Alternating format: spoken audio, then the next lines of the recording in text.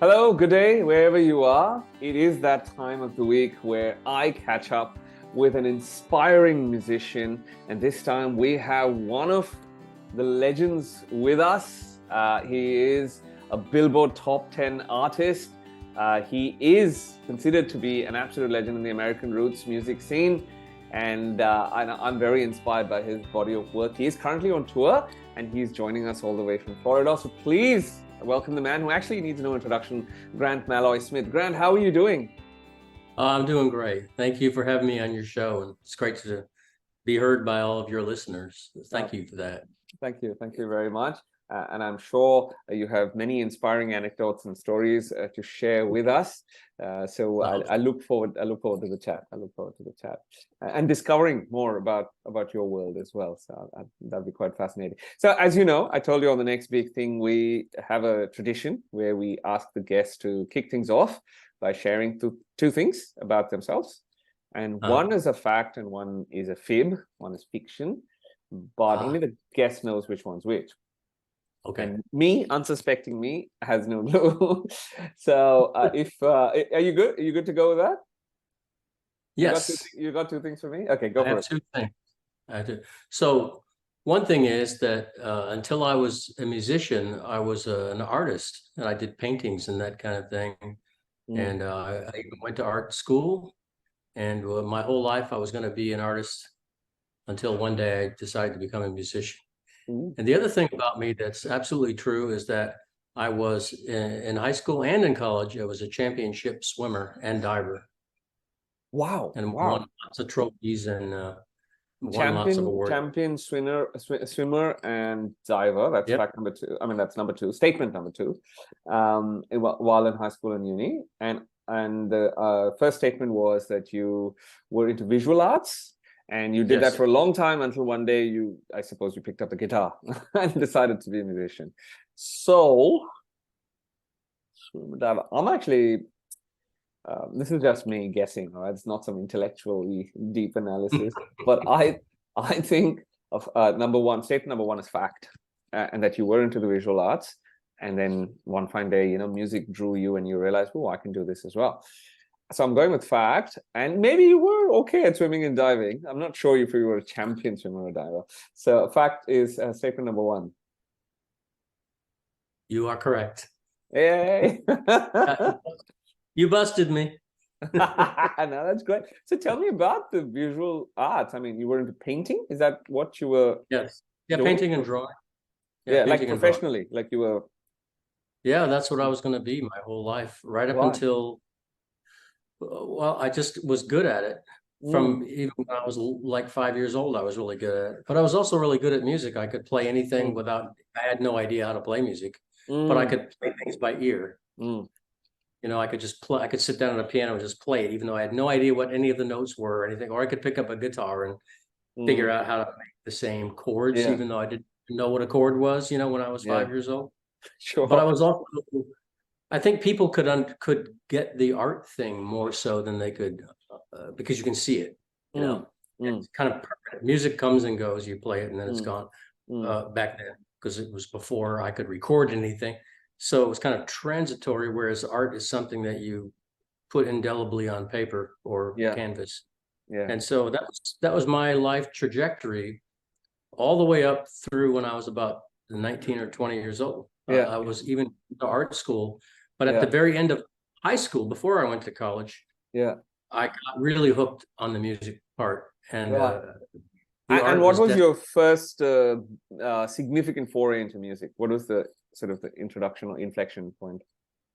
You mean when I got into it? You mean? Yeah. So what was that point where you was like, oh, this is actually me? Yeah, there actually was one moment in time, one actual instant when everything changed for me in my heart.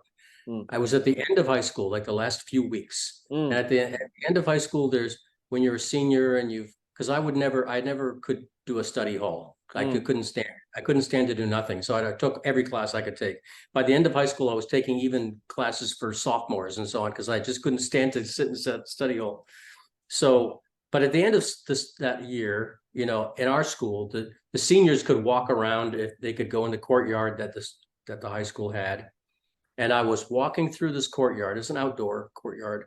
And I was coming, it sort of had a hill in the middle of it. And I was coming over the top of the hill, and I heard someone playing the guitar. Someone was playing the acoustic guitar sitting on the grass. His back was to me, so I couldn't see who it was.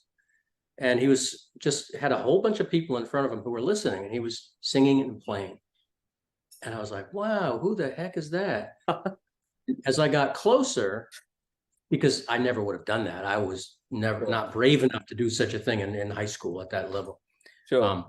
I got closer, I saw that it was a friend of mine named Scott, who was maybe the shyest kid in the whole school. He would never ask a girl to dance or, you know, he was a very good looking guy, but he just was very shy, you know. And so when I saw that it was him, I was shocked. I couldn't believe that he could sit there and, you know, at 17 or 18 years old and play in front of and sing in front of his classmates. Yeah.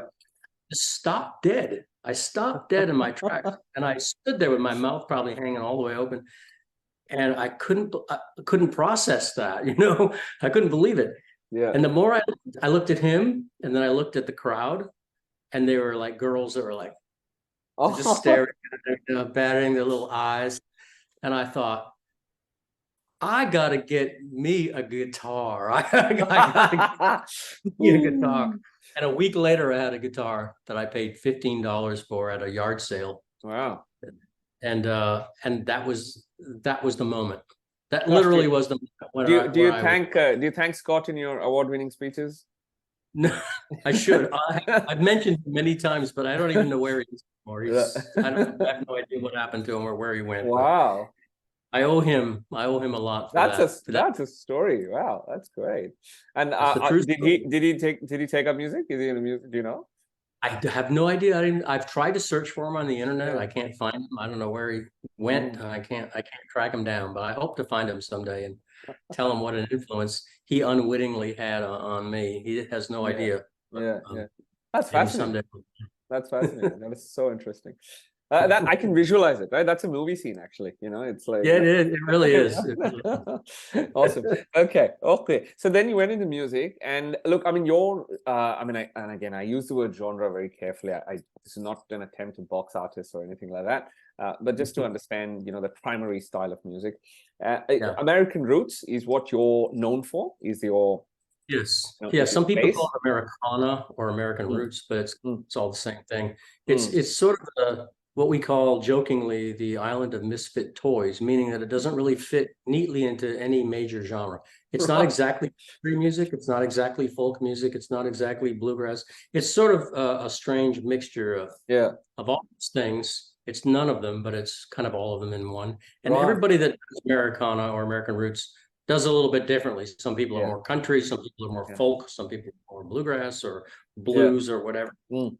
It's if you don't fit into any of those major categories, you get put into my category. Right. And what would you say your definitive style is in terms of American roots? Boy, that's hard to say, because some of my songs are really country, but not most of them.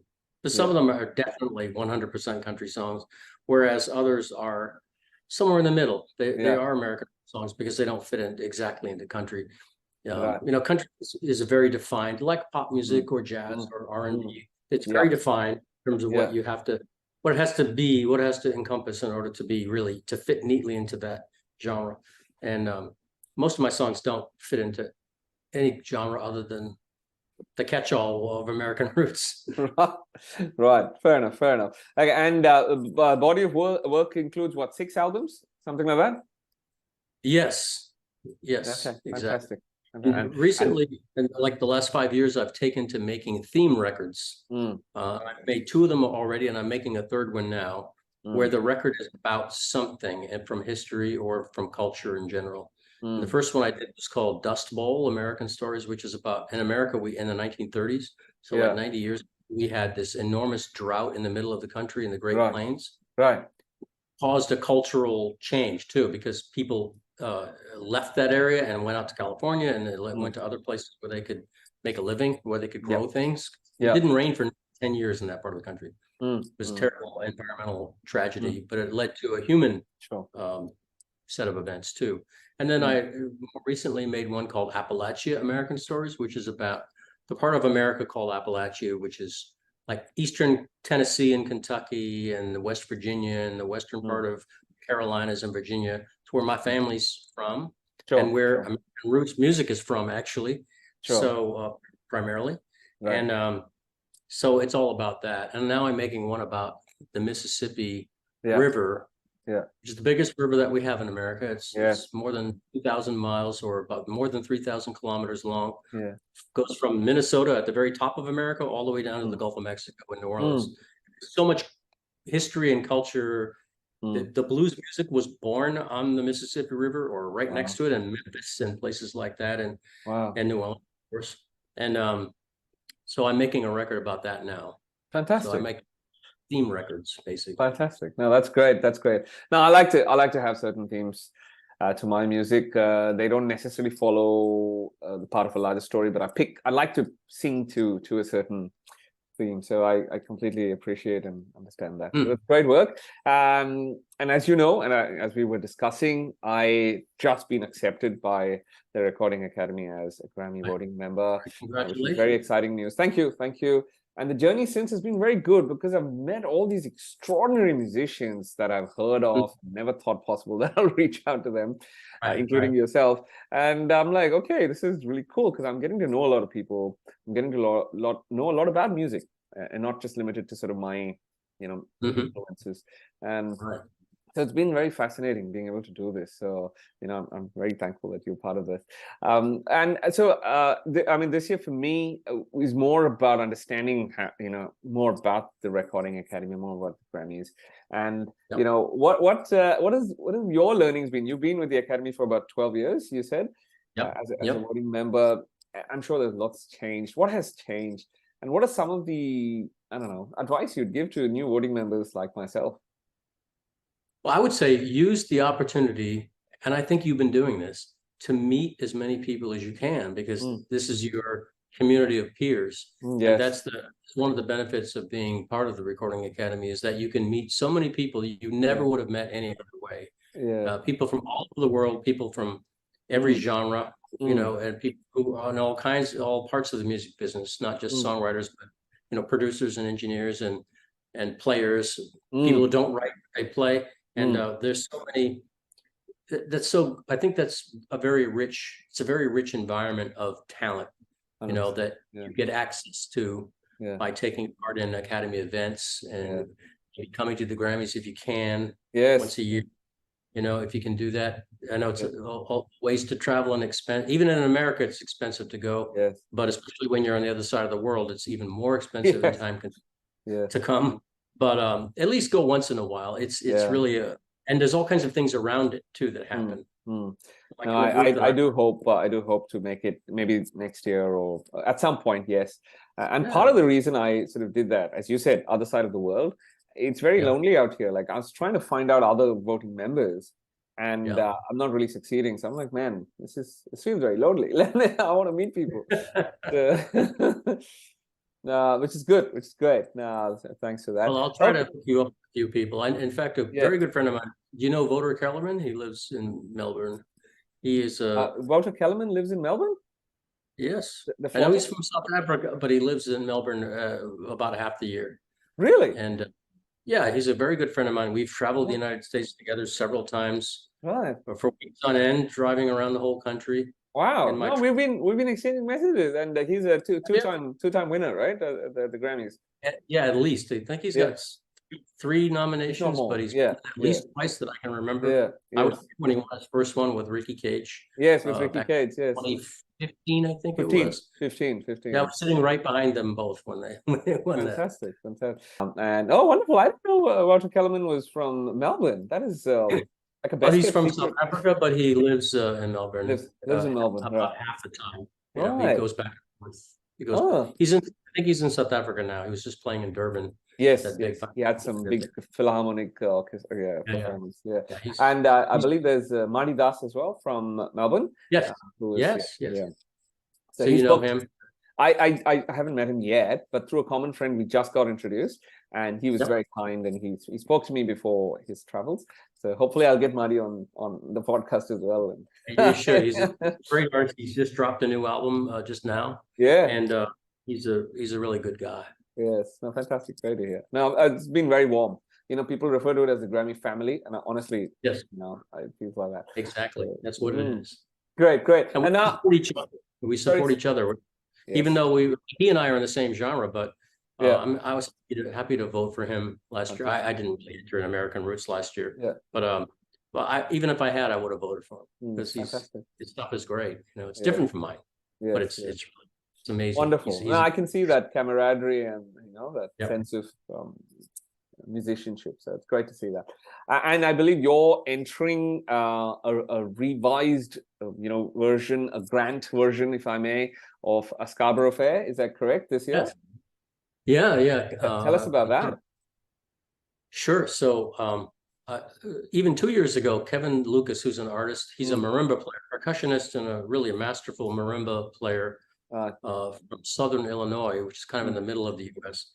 And I've known him for years through the Grammys originally, and we did a song together, one of his songs called Cahokia Winds, and then we made a video where we filmed it right by where the Mississippi River and the Ohio River connect, where the confluence of those two rivers. Wow. Which we entered that a year or two ago in the Grammys for video, and then we decided to make another song, and we're going to make another one again. But the one we just released is, like you said, it's an original arrangement, very original, of Scarborough Fair, which is a song.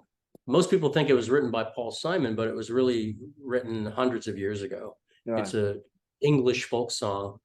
And Paul Simon made his own version of it, and I made my own version of his version of it. So, Kevin. Yes, nice. So when we filmed a really cool video, not far from where I live, on an island. So we're standing on these rocks right by the ocean, and they're crashing in, and the sky is so beautiful. It's just it just looks like $1 million video, even though it cost us about $3, I think, to make. 2.5. More than three, but not $1 million. No, not that quite. And so, where was the location exactly? Was that shot near home, or was it on tour, or where did you shoot it? No, it's near where I live, in a state, the smallest of the American. We have 50 states in America, and I live in the smallest one called Rhode Island, and it's not an island like Hawaii is, but that's the only state that's an island. And it's more than one island too. It's many islands, but Rhode Island, they called it Rhode Island because they thought it was an island when they first discovered it, like 400 years ago. And they couldn't really cartography like they had no satellites or anything just to look down. But it has a big bay in the middle of it and islands in the bay.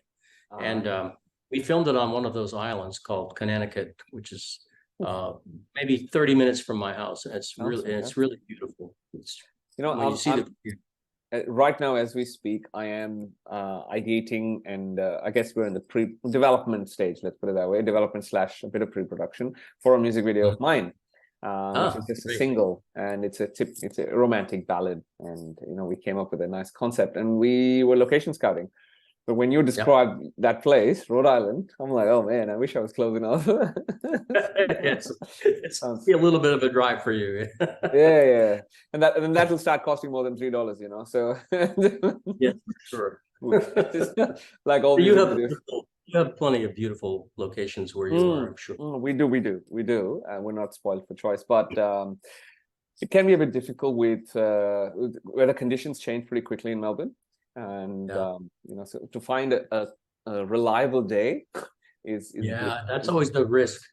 It's always the risk. Yeah, and then light change, a cloudy day or a rainy day, and then you have to wait. And and then the cameraman says, the thing about light's not right, which I don't understand ever. I'm like, oh great. Anyway, one of the problems we had that day, actually, when we did the principal photography on one particular day, and as we played, it's a public park where we were doing this video, and we were kind of a remote part of it, and we found this path that went down to the water where you wouldn't think anybody would be, because we don't want to have other people in the shots. It'd be very distracting to have some guy walking by and waving, or that would ruin everything. We'd have to cut that out. But as the longer we played, of course, we're playing the music, you know, through a loudspeaker system so that we can play along with it and sing with it. And it attracted people. And it got to be more and more challenging as the day went by, because we had drones filming it and a regular camera guy down there with a regular camera filming it too. And they had to keep changing angles so that our bodies would block the people that were standing on the rocks below, you know, who are looking and listening. Oh, what's going on over there? Oh my God. But you'll never see anybody in the video. It looks like we're out there alone on the rocks, but there are people that you can't see in the shot, but they're behind our bodies. So and luckily we're not capturing sound, so it's okay. Right. There's no location sound was recorded. Really, well, it wasn't used anyway. We did record it. So, okay. Because we played the song out loud, so we could play along with it, and we need that to later to do the editing to line up the video, the visuals. Yeah, fair enough. Actual song, but of course you don't really use that location sound. Yes, and I hear that you've also been featured in many movies, and you're an actor as well. Is that correct? I guess I'm sort of an amateur actor, I guess, more of a show off than anything else. But yeah, I've been in a few movies. Those are always fun to do. And you played musicians in them. Like in one of them, I think you played a musician. Is that correct? Yes, I played a character kind of like myself in a way. In fact, the producers of this movie, the writer and the producer, who were it's called Oildale, and it was set in Bakersfield, California, where Merle Haggard's from, actually. And I went to his. I went to Buck Owens is also from there. He's an American country star from the 50s and 60s. Kind of another hero of mine. I went to his studio, which is now owned by Korn, you know, Korn, that hip hop, heavy metal. They own it. They own Buck Owens' studio. Wow. Pretty amazing. Wow. And I went there, they had me come in there. But anyway, this movie that I did was about music. It's about a young girl who loses her parents, her mother. Yeah. And her father's kind of a ne'er-do-well, but she's got this talent for writing songs and playing, and she enters a series of competitions that are held there in Bakersfield. And the producers came to one of my shows out in LA a few years ago, and I played a song of mine called I Come From America, which is from my Dust Bowl album. Yeah. It's kind of a Woody Guthrie anthem about America. And they said, oh, we got to have this in the movie. There's a particular scene in the movie where at the final, the competition has like many different levels over a period of weeks, and she keeps winning. And then she's up at the final thing, and it's like you get a recording contract if you win. Dollars, you know. And so it's very competitive. And some country singer from really a pop singer from LA comes up to try to win, you know, to try to win. And so she's up against that country singer, and I play the band leader of that country singer who comes out and sings my song. I Come From America. So I'm in the band playing the song, and then I have a couple of lines after that where the MC of the event suspects that ringer that they brought in didn't really write that song. And he comes over to me because you had to write the song yourself. In order to win the contest, in order to be in the contest. He comes over to me and he said, can you tell me that girl really wrote that song? And I have to say, I cannot say that she wrote that song. So then the whole movie changes, because then he makes sure that she doesn't really win. Wow. And the heroine of the movie really, of course, as she should, wins the competition. Yeah. So it was kind of a cool movie, and I think you can find it now on Netflix or some of those streaming, or maybe it's on Amazon. I don't know. It's so out there. No, I'll look out for it. I'll look out for it. I will check it out. Search for Oildale, you'll find it. Yes, fantastic. And I believe you also wear another hat, and you have wonderful hats. I love your hats. But you also wear the author hat. Is that right? You're a published author.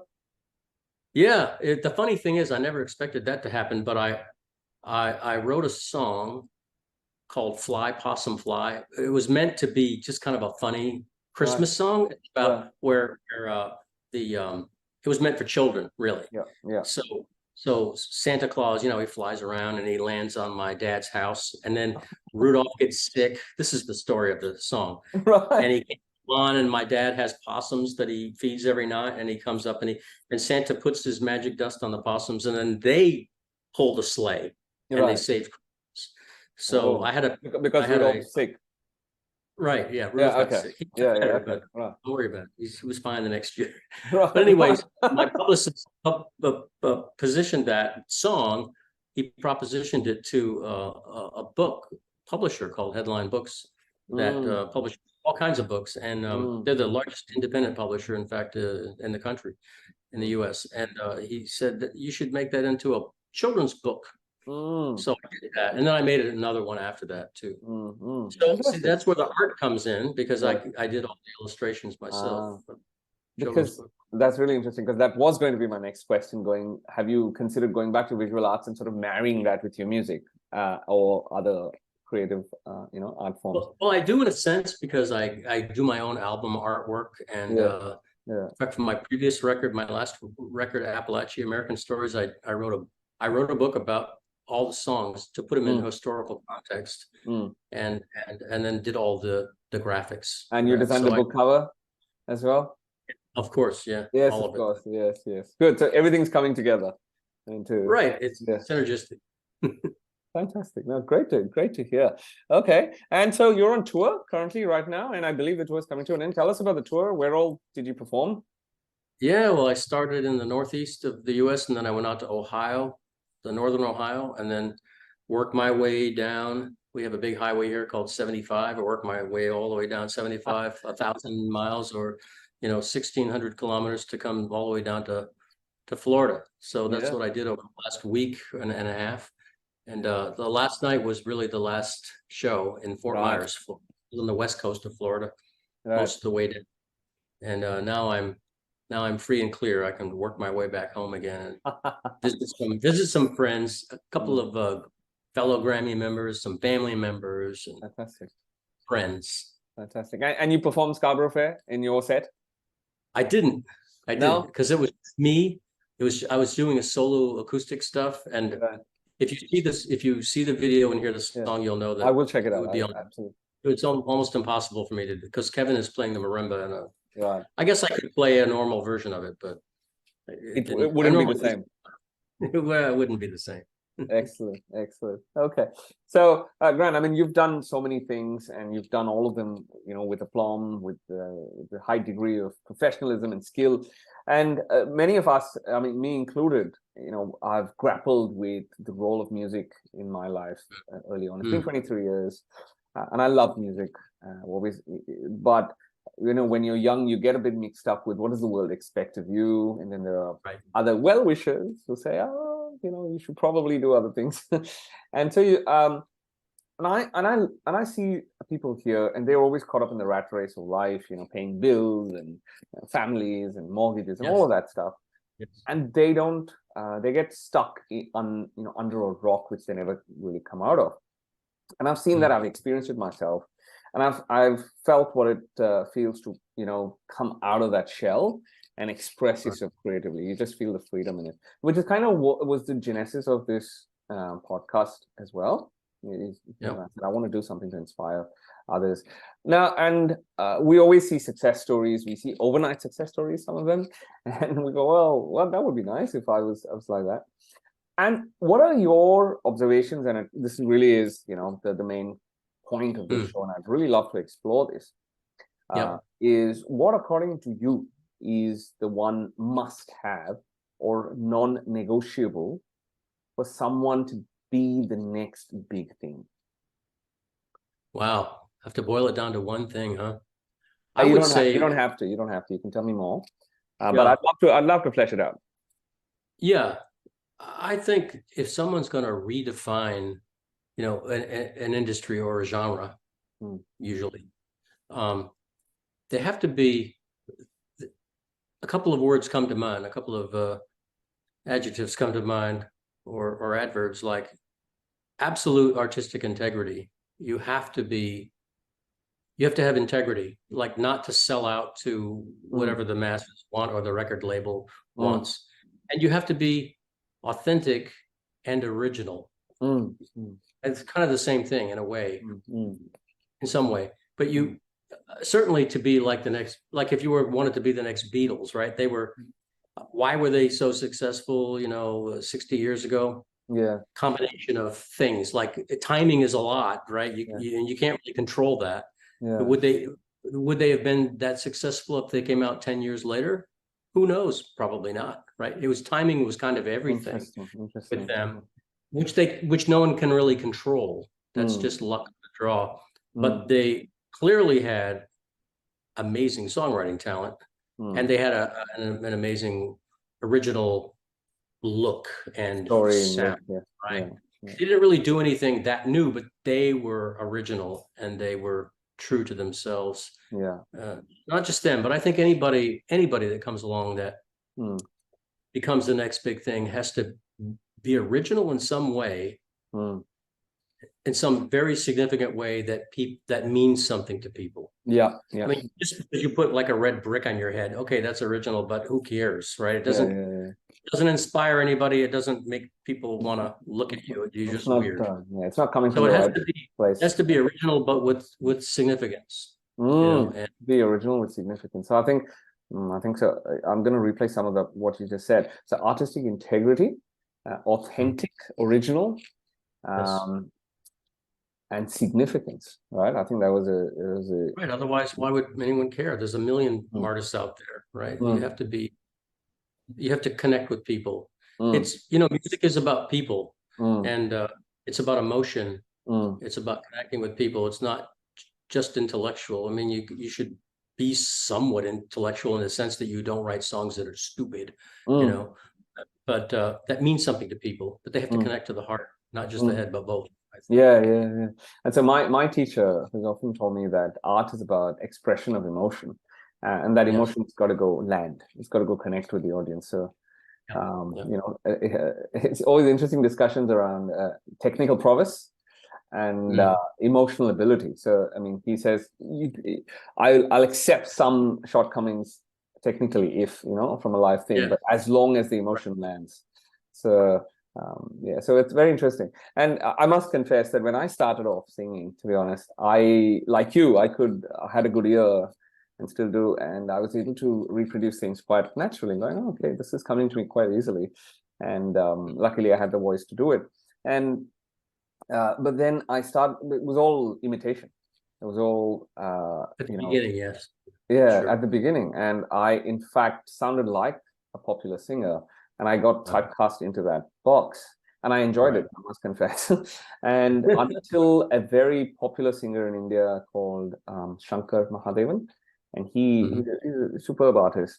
And I had the pleasure of working with him early on in my career. And he said, you've got a lot of natural talent, but it's not going to take you far as long as you're stuck in the imitation game. So you need to, the original word, the authentic word. I think I got it. I understood those things, and he said, you've got your own voice, you write well, you compose well, put your own stuff out. And so there was a definite divergence in my musical career at that point. So I applaud. That's a turning point, right? That's a turning point for any artist, I think, because everybody imitates at the beginning. That's a way of learning. Nothing wrong with that. But you do find your own voice in your own.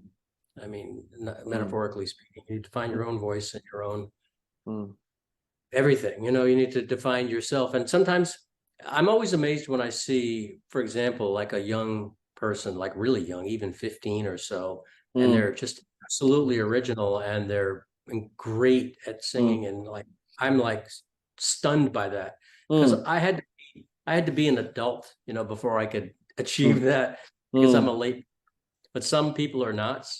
I think most people are relatively late bloomers in that respect, because you do need to copy a little bit to develop your skills, your talents. But then you do have to find yourself, and that's not always easy. It's really not. Fantastic. I think you have to have some life behind you, some experience, some heartaches, some good thing. It's mostly bad things you learn from, right? It's really you don't learn much from succeeding or getting promotions or having things be easy.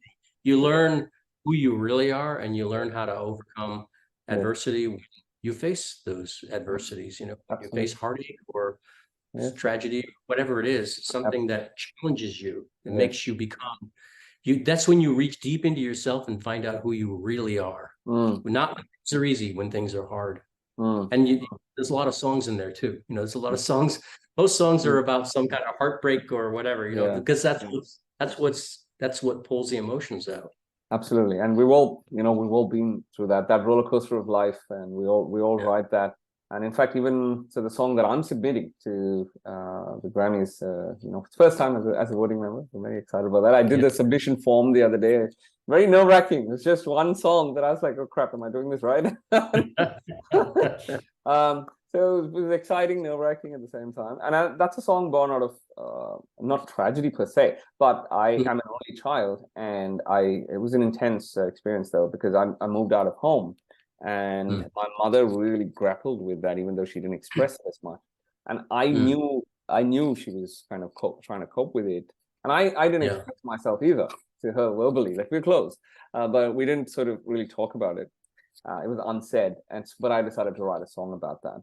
And then I realized while I was writing the song, going, hang on, it's not my story or my mother's. It's kind of happening in most households, right? I mean, the empty nest moment. So, which is what my song tries to capture. And it's wonderful to see it resonate with a lot of people. But there've been some very low moments, some dark moments. There've been some, moments of absolute bliss. So I guess you write all of that and take all of that collectively and express through music, isn't it? That's what you're saying. Yeah. That's the human experience. That's what people want to experience in art of all kinds, whether it's a painting or a song. Yeah. Fantastic. Well, I look forward to the day I can hear you live and hopefully meet you in person. And same to you. Maybe hopefully that happens sooner rather than later. But thank you so much. I mean, brings us unfortunately to a close. I'd love to keep chatting, but kind of brings us to a close of the podcast. But thank you so much for making the time, Grant. I really appreciate it. Of course, no problem at all. It's a pleasure to see you face to face and to communicate with you and your audience. So thank you very much for having me on your show. Absolutely. All right. We'll have a bit more banter offline, but thank you once again.